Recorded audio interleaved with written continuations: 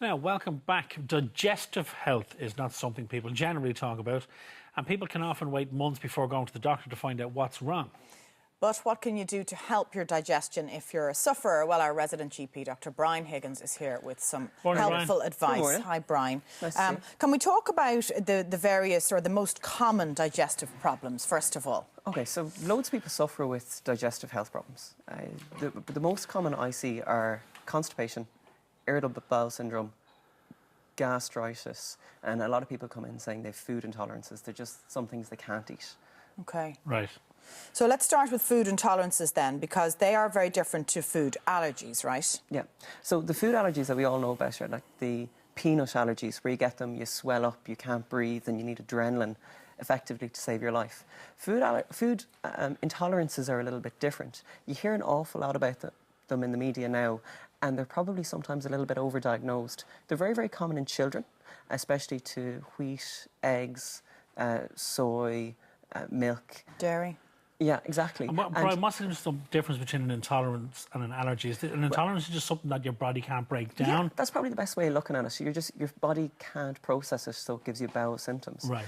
Usually kids grow out of them. They usually have them, and most of the time they grow out of them by the age of between 1 and 4. But they do cause a lot of upset. And how are they treatable then? How do you know, if your child is complaining with tummy problems and you think it might be a certain thing, well, he had this yesterday and that the day before? Yeah, so what you do is, first off, especially for children, bring the child to the doctor and tell them the symptoms and do it in conjunction with a health professional.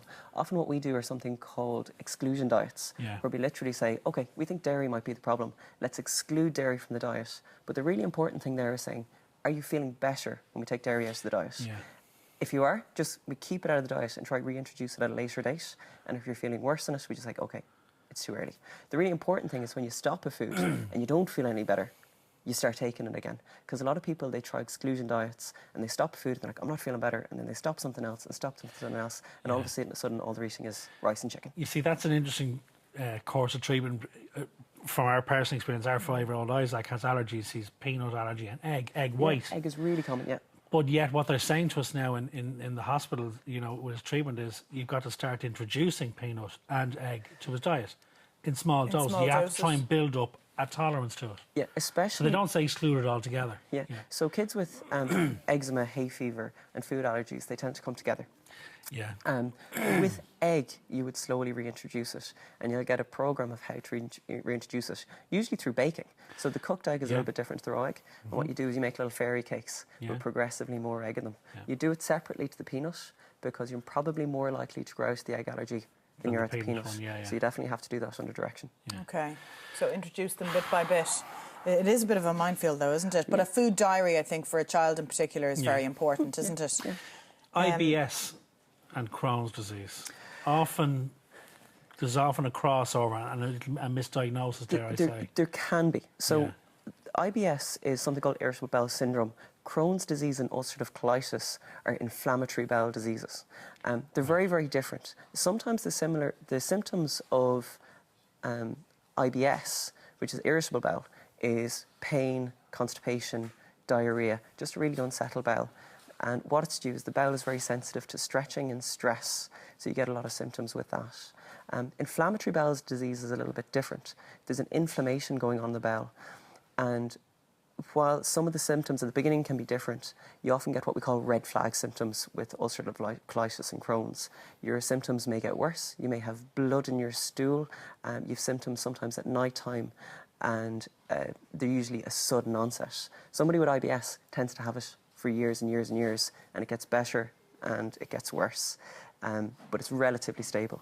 Whereas the inflammatory bowel conditions, you'll be quite sick with them and you'll be losing weight, and they tend to get worse and worse. So would IBS be more manageable than Crohn's in terms of a diet? Can you control it in terms of diet, IBS? Yeah, very much so. So there's something called a FODMAP diet. FODMAPs are fermentable oligosaccharides, which are sugars that can create gas, if you like. So if you remove them from your diet, your IBS symptoms will often get better, whereas your inflammatory symptoms, if you have something more sinister, won't.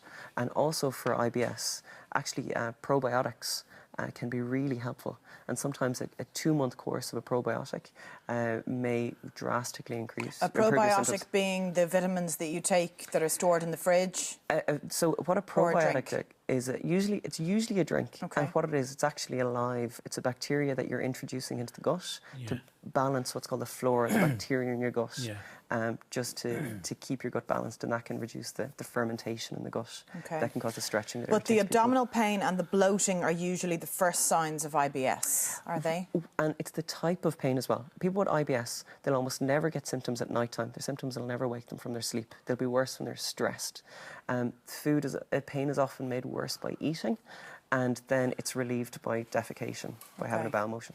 You see, that's an interesting, that key word as well that you mentioned. A couple of years ago, I found myself having trouble, tummy trouble, you know. Went to doctors, found nothing, blood tests and everything, and, you know, samples, everything was fine. But he sent me to see a specialist, just again to take it to the next level. And he pretty much said to me, he said, I can send you for, you know, colonoscopies or whatever. He said, but I'm going to tell you now what it is. He said, you have stress-related bowel disorder. Really? And he said, no, I'll send you for the test, but when we come back, he said, I know I'll be telling you. That will be the result. The same thing. He said, the first thing, if you're stressed or under pressure, or dealing with stress, it's that old thing, oh, my ulcer. He said, your gut will tell you. It's the first thing to get affected. Absolutely. And I found that once he told me that, I went, oh, yeah, OK, right. And it's amazing. It's really important that he did that as well, because people with bowel problems, they always think it's something really serious. It's a Crohn's or an ulcerative colitis or cancer. Anything worse. Yeah. And you have to be prepared as well that when all the tests are normal, you're saying, I'm giving you this diagnosis because everything is normal. I can't give you a test to say that you really have it. And so it's good that he prepared you for that. So I thought that was very interesting. That was he said, look, and I can send you for all the tests. Do you think he was telling you something you kind of already knew, and you just need someone to drive it home? And I said, well, look, how do I treat it? What do I do? I mean, is it my diet, you know? And he said, look, you just need to eliminate stress from your life. Now, that's easier said than done, and we're all dealing with kids and mortgages and work and whatever, but that was the key to it. Try and take that stress out of it. Yeah, of course. So don't ignore the warning signs. And as you say, blood in your stool, Brian, is one of the biggest red flags. Blood in the stool, weight loss, symptoms coming on in middle age, or difficulty swallowing. Go to your doctor the next day. Okay. Great advice. Thank you.